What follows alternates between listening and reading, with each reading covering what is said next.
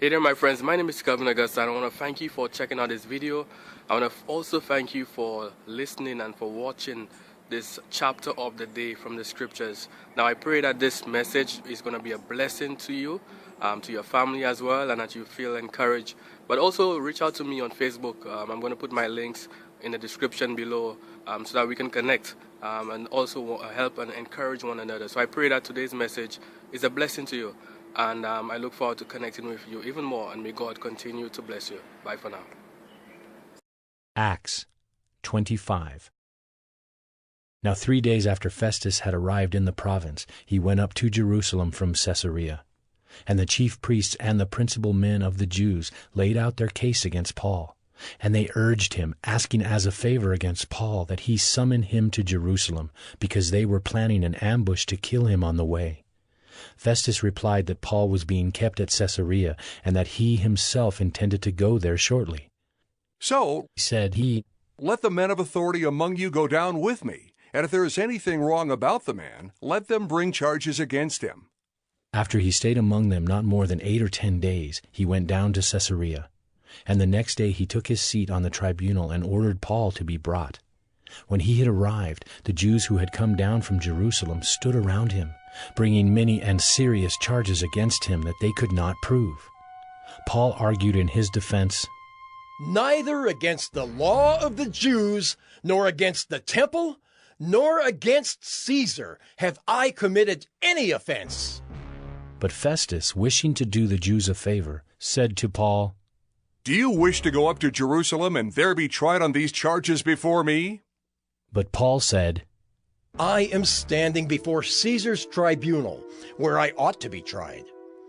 To the Jews I have done no wrong, as you yourself know very well. If, then, I am a wrongdoer and have committed anything for which I deserve to die, I do not seek to escape death. But if there is nothing to their charges against me, no one can give me up to them. I appeal to Caesar. Then Festus, when he had conferred with his council, answered, To Caesar you have appealed, to Caesar you shall go. Now when some days had passed, Agrippa the king and Bernice arrived at Caesarea and greeted Festus. And as they stayed there many days, Festus laid Paul's case before the king, saying, There is a man left prisoner by Felix, and when I was at Jerusalem, the chief priests and the elders of the Jews laid out their case against him, asking for a sentence of condemnation against him. I answered them that it was not the custom of the Romans to give up anyone before the accused met the accusers face to face and had opportunity to make his defense concerning the charge laid against him. So when they came together here, I made no delay, but on the next day took my seat on the tribunal and ordered the man to be brought. When the accusers stood up, they brought no charge in his case of such evils as I supposed. Rather, they had certain points of dispute with him about their own religion and about a certain Jesus, who is dead, but whom Paul asserted to be alive. Being at a loss how to investigate these questions, I asked whether he wanted to go to Jerusalem and be tried there regarding them. But when Paul had appealed to be kept in custody for the decision of the emperor, I ordered him to be held until I could send him to Caesar. Then Agrippa said to Festus, I would like to hear the man myself. Tomorrow, said he, you will hear him. So on the next day Agrippa and Bernice came with great pomp, and they entered the audience hall with the military tribunes and the prominent men of the city.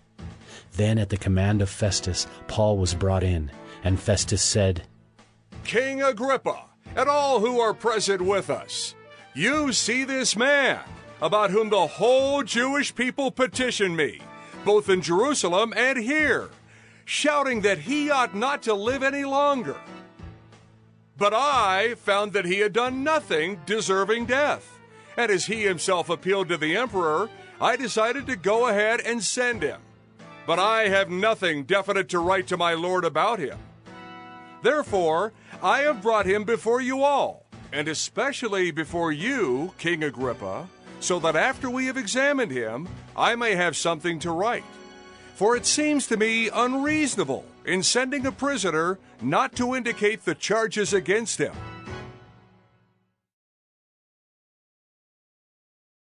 Hey there, my friends. My name is Kelvin Augusta again. Thank you for checking out this episode of 1 Minute Bible Study. Here, the goal is to really share some word of encouragement, share the scriptures, share something from the Bible to inspire us to live godly lives, to get closer to Christ, to connect with God. So again, if you have any questions, issues, quarrels, comments, recommendations, or you just want to reach out, I'm going to put my links to Facebook, my personal profile. I will look forward to connecting with you, to help and encourage one another and to share in any way that we can be a blessing to one another. So again, feel free to connect with me below. Thank you again for checking out this episode of 1 Minute Bible Study, where we've shared scripture, we've shared encouragement, and I look forward to connecting with you. May God continue to bless you. Bye for now.